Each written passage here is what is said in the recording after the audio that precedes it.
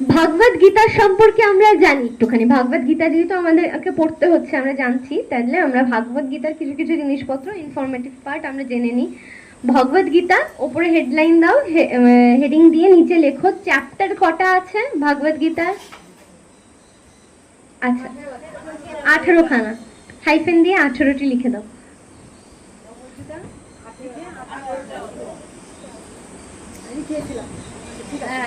লিখে নাও আরেকবার। শ্লোক কটি আছে? 700। আচ্ছা, শ্রীকৃষ্ণ কটি বলেছেন?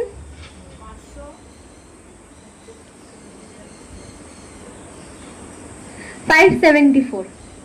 574। হ্যাঁ, আচ্ছা। অর্জুন কটি শ্লোক বলেছেন? না, 84।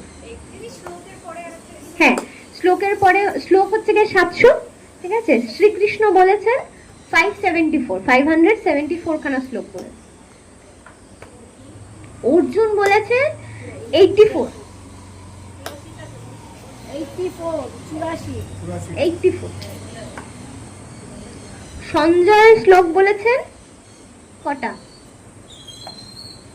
41, 41।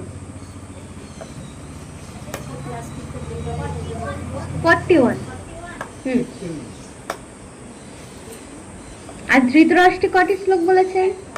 এটা তো সবাই পারে, একটা মনে রাখা কঠিন। আচ্ছা, কটা প্রশ্ন জিজ্ঞেস করেছিল অর্জুন শ্রীকৃষ্ণকে? 17খানা।